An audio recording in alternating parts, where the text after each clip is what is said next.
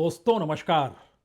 भगवा लहराया तो अयोध्या में है, लेकिन इस देश में राजनीतिक मुनादी दिल्ली से हो चुकी है। ममता बनर्जी सड़क पर है। रात के अंधेरे में इलेक्शन कमीशन का दफ्तर जो कोलकाता में है, उसका घेराव हो जाता है और इन सब के बीच दिल्ली के रायसीना हिल्स पर धड़कनें फाइलों के आसरे बढ़ती चली जाती है कि जो फाइल एक के बाद एक बनाई जा रही है उसमें पूरा बंगाल ही कहीं समेट ना लिया जाए। जी, ममता बनर्जी क्या करेंगी? सवाल है, एक तरफ एसआईआर की लड़ाई, दूसरी तरफ चुनाव से ऐन पहले बढ़ती हुई फाइलें और तीसरी तरफ इस देश के भीतर अयोध्या के जरिए एक राष्ट्रीय या कहें अंतर्राष्ट्रीय संदेश देने की भी कोशिश। यह मैसेज कोई छोटा नहीं है, यह मैसेज वाकई बहुत बड़ा है। मसलन 1 दर्जन से ज्यादा टीएमसी के नेताओं की फाइल अगर तैयार है तो आप हर नाम को याद करते चले जाइए। सुदीप बंदोपाध्याय, तपस पाल, सृंजय बोस, कुणाल घोष, ये सभी टीएमसी के नेता हैं। कोई सांसद है, कोई विधायक है, कोई बड़ा नेता है। अर्पिता घोष, शताब्दी राय, मुकुल राय, सौगत राय, काकोली घोष दस्तीदार, प्रसून बनर्जी, अपूर्वा पोद्दार, मदन मित्रा, सुब्रत मुखर्जी, सोवन चटर्जी, श्यामपदा मुखर्जी। जी, सभी टीएमसी के नेता, सांसद, विधायक, मंत्री सब कुछ हैं। और इस कड़ी में सबसे बड़ा नाम अभिषेक बनर्जी का है और उसके साथ साथ उनकी पत्नी रुचिरा का भी नाम है। और फाइल ईडी के जरिए सीबीआई से होते हुए तैयार है। सुप्रीम कोर्ट में ये सभी नाम दिए जा चुके हैं, आज नहीं पहले ही। लेकिन शायद एक ऐसी लड़ाई की शुरुआत है राजनीतिक तौर पर जिसमें बंगाल इस बार हर हाल में चाहिए। सवाल यह नहीं है कि वोट इधर से उधर कैसे आएंगे, सवाल यह है कि अब वाकई चुनाव तक टीएमसी बचेगी या नहीं बचेगी। ममता बनर्जी यूं ही सड़क पे नहीं उतरी है। वो जानती हैं कि यह एक ऐसी लड़ाई की शुरुआत हो चुकी है जिसमें अगर उनके साथ बंगाल के वोटर खड़े नहीं हुए तो फिर वह सत्ता गंवा देगी, क्योंकि नेताओं की फहरिस्त तो पता नहीं कब किधर कैसे फिसल जाए या उन्हें फिसलने के लिए मजबूर कर दिया जाए। हर किसी के ऊपर पीएमएलए यानी मनी लॉन्ड्रिंग का केस है। इस केस के तहत ऐसा नहीं है कि बीजेपी में शामिल हुए शुवेंदु अधिकारी, उनके खिलाफ भी मामला है, लेकिन वह तो ठंडे बस्ते में कहीं ना कहीं दब जाएगा। नाम तो मिथुन चक्रवर्ती का भी है, लेकिन इस वक्त तो वह बीजेपी के साथ खड़े हैं और अच्छा काम कर रहे हैं टीएमसी के खिलाफ। तो उनकी फाइल तो नहीं बनेगी, लेकिन जो नाम हमने पढ़े उन नामों की फाइल तो तैयार है, क्योंकि सुप्रीम कोर्ट में सबके नाम हैं और अब वक्त आ गया है। और शायद इसीलिए ममता बनर्जी जो सड़क का नजारा है, पहले उस नजारे को देख लीजिए जो बंगाल की सड़कों पर उभर रहा है, वह भी रात के अंधेरे में कोलकाता के उस दफ्तर के बाहर जहां इलेक्शन कमीशन का दफ्तर है। आधी रात के वक्त ऐसी चहल पहल।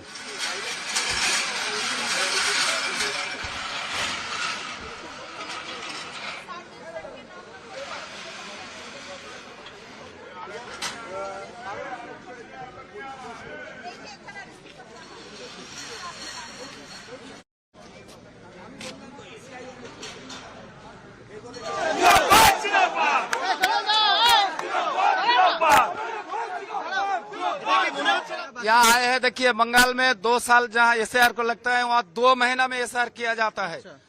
हम लोग देखा है कि बिहार में और दूसरा स्टेट में करोड़ों में वोटर का नाम कट दिया गया है। ये साजिश बंगाल में भी चल रहा है।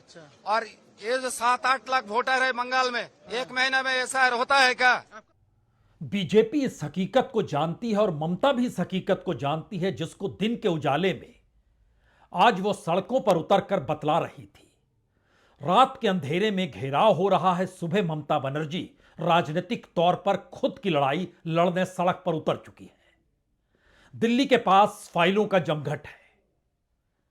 बड़ा सवाल यही है, क्या चुनाव से ऐन पहले टीएमसी को लेकर कुछ ऐसा तो नहीं होगा जिसकी कल्पना ममता बनर्जी ने भी नहीं की होगी, या फिर ममता बनर्जी को इसकी आहट मिल चुकी है?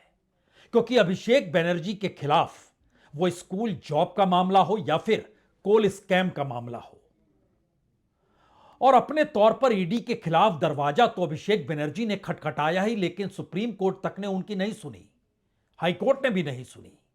और उसके बाद जिन नामों का जिक्र हम करते चले गए, उसमें मदन मित्रा हो, सुब्रत बैनर मुखर्जी हो, सोवन चटर्जी हो, श्याम पदा मुखर्जी हो, प्रसून बनर्जी हो, अपूर्व पोद्दार हो, काकोली घोष हो, या फिर सौगत राय ही क्यों ना हो, और तो और शताब्दी राय, अर्पिता घोष और कुणाल घोष ही क्यों ना हो, सबकी फाइल जिस तर्ज पे तैयार की गई है, उसका मकसद क्या वाकई टीएमसी को चुनाव से ऐन पहले एक ऐसी चोट देना है जिस चोट के आसरे ममता बनर्जी की साख डामाडोल हो जाए? और चोट का मतलब यह होता है कि खुद टीएमसी के भीतर से कुछ आवाज क्या निकलकर आखिरी क्षणों में आ जाए, या फिर जिस रास्ते शुभेंदु अधिकारी चले गए उस रास्ते टीएमसी के चंद और नेता कदम बढ़ाएं। और शायद इसी बात की जानकारी ममता बनर्जी को है, लेकिन सवाल है इन परिस्थितियों में वो क्या करेंगी, क्योंकि लड़ाई तो इस वक्त वोटर लिस्ट को है। और वोटर लिस्ट की ये लड़ाई के भीतर आज जब ममता बनर्जी सड़क पर उतरी तो उन्होंने सीधे तौर पर जिन बातों का जिक्र किया वह खुले तौर पर इस बात की दिशा में सोचने को मजबूर हर किसी को करेगा कि दिल्ली में जो हो रहा है उसकी जानकारी ममता बनर्जी को लग चुकी है, और वो जान चुकी है। शायद इसीलिए वो 3 स्तर पर चोट इस वक्त कर रही है। एक तरफ एसआईआर को लेकर, दूसरी तरफ बांग्लादेश और घुसपैठियों को लेकर, और तीसरी तरफ बीजेपी की पॉलिटिकल लाइन को लेकर। और ऐसा नहीं है कि इन सब के बीच दिल्ली सिर्फ और सिर्फ एक सीधी लड़ाई लड़ रही है ममता बनर्जी को लेकर, जी नहीं, वह एक अपने अनुकूल नैरेटिव बनाने की दिशा में बढ़ चुकी है, जहां पर उसे साथ आरएसएस का भी है, जहां पर बीजेपी का हर नेता इस वक्त मोदी शाह की रणनीति और राजनीति के साथ खड़ा है। और इसका खुला नजारा आज अयोध्या में, जब खुद मोहन भागवत सरसंघचालक और प्रधानमंत्री मोदी, कुछ क्षणों के लिए आप पहचान नहीं पाएंगे कि दरअसल सरसंघचालक कौन, प्रधानमंत्री कौन, और इन सब के बीच क्या हो रहा है। फिर भी एक क्षण के लिए इस तस्वीर को देख जरूर लीजिए।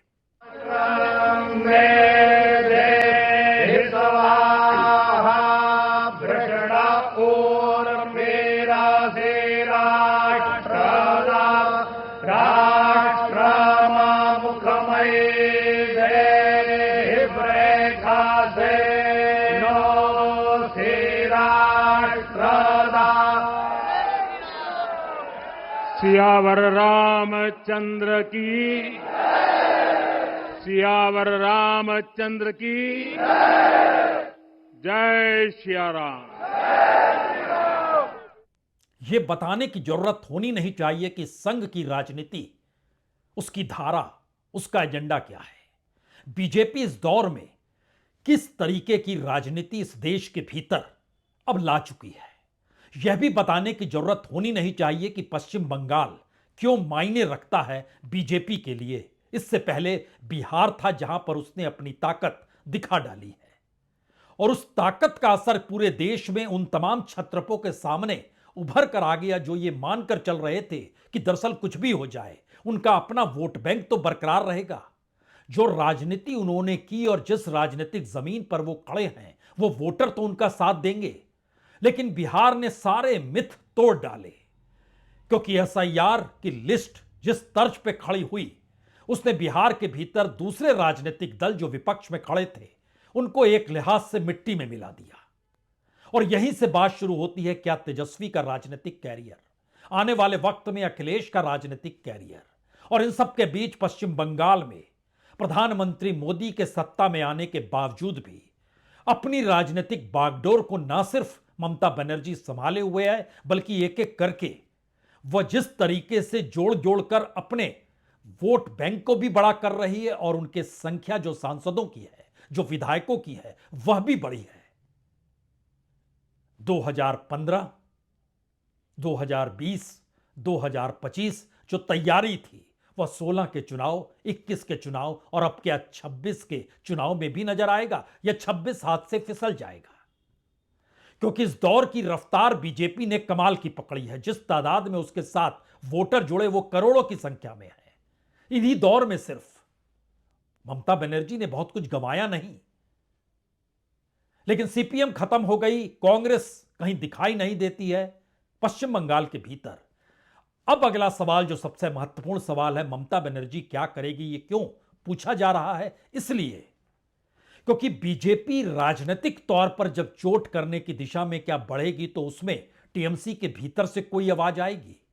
अभिषेक बनर्जी के ऊपर जो केस है उसमें उनकी पत्नी रुचिरा, उनका भी नाम कोल स्कैम में जोड़ दिया गया है।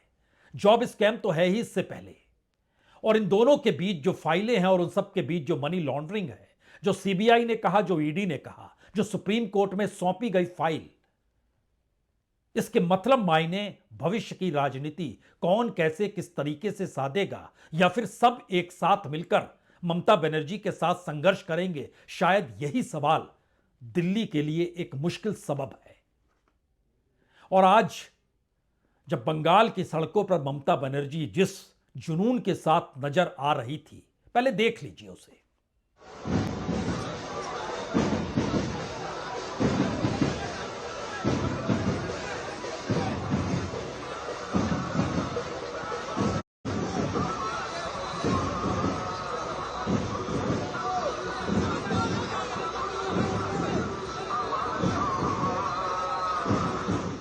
ममता बनर्जी जानती है कि उसमें जनता का साथ, वोटरों का साथ उसे बहुतायत संख्या में चाहिए।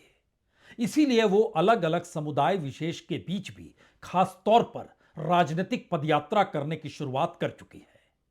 लेकिन जिन बातों पर वह जोर डाल रही है उसमें वह बीजेपी की उस राजनीतिक पोटली को खोलना चाहती है जो राजनीतिक पोटली से हटकर बीजेपी ने दिल्ली के जरिए एक नई राजनीतिक पोटली पश्चिम बंगाल को लेकर बना ली है। उन बातों का जिक्र ममता बनर्जी कैसे करेंगी?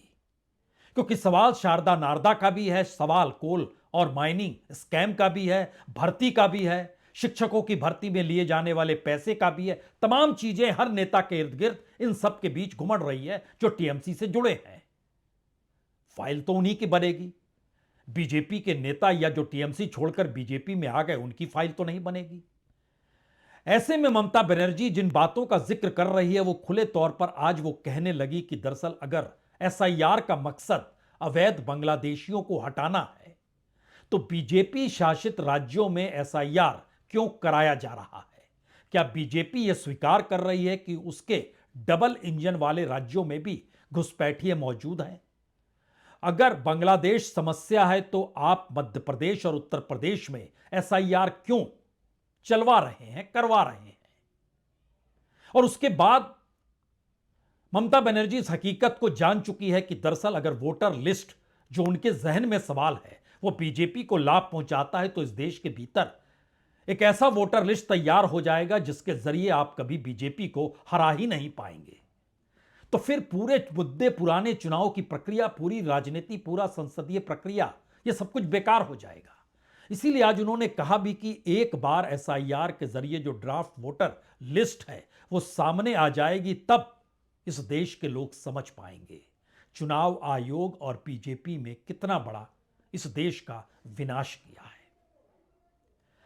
बात यही रुक जाती तो भी ठीक है। हमने कहा ना, दिल्ली की धड़कती हुई धड़कनों के बीच जमा होती फाइल, इसका एहसास पश्चिम बंगाल को लग चुका है। इसीलिए ममता बनर्जी आज एक कदम और आगे बढ़ी।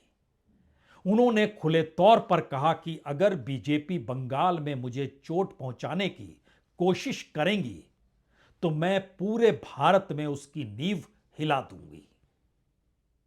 इस बात का जिक्र ममता बनर्जी ने यूं ही नहीं कहा।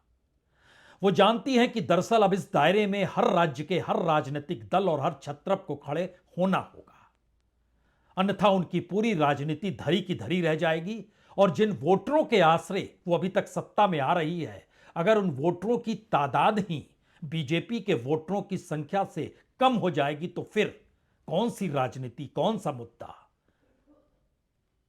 किस टकराव का जिक्र होगा? सत्ता में तो बीजेपी होगी। इसीलिए पूरे देश भर में बीजेपी की नींव हिलाने का जिक्र ममता बनर्जी ने आज कुछ इस तरीके से किया। চিরকাল সরকারে কেউ থাকে না। 2029 বড়ই ভয়ঙ্কর, তোমাদের সরকার থাকবে না। শকুনি মামারা সেদিন কোথায় পালাবে এখন থেকে ঠিক করে জায়গা রেখে দাও। আমায় বাংলায় আঘাত করলে, কারণ মানুষকে আঘাত করলে আমি মনে করি আমাকে আঘাত করছে। আমাকে আঘাত করলে আমি সারা ভারতবর্ষ হিলিয়ে দেবো, এটা মাথায় রেখো। ইলেকশনের পরে আমিও একটু দেশটা চষে বেড়াবো। बंगला में कहे गए इन शब्दों पर गौर करें। ममता बनर्जी कह रही है, कई बार बीजेपी को बताया है कि उन्हें राजनीतिक रूप से ना तो वह चुनौती दे सकती है और ना ही उन्हें हरा सकती है। उसके बाद उन्होंने अगली लाइन में कहा कि बीजेपी बंगाल में मुझे चोट पहुंचाने की कोशिश करेगी तो मैं पूरे भारत में उसकी नींव हिला दूंगी।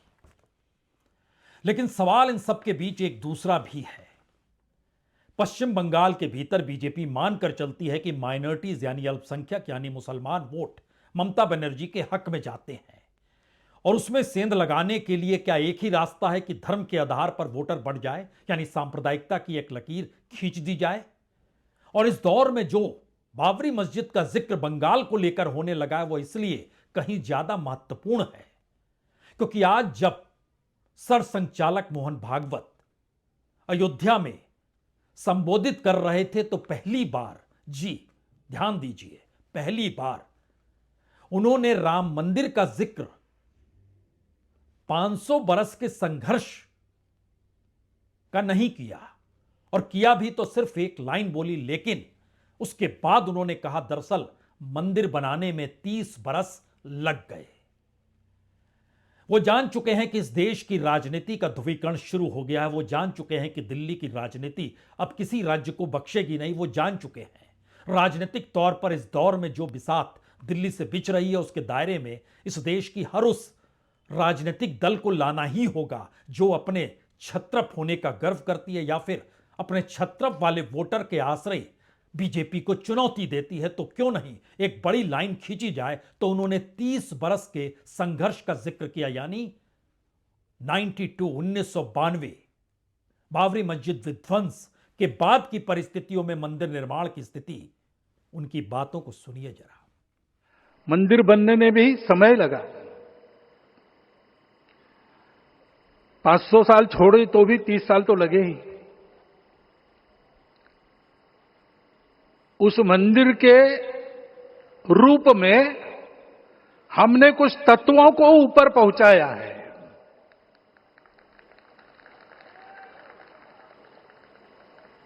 सारा विश्व जिससे ठीक चलेगा,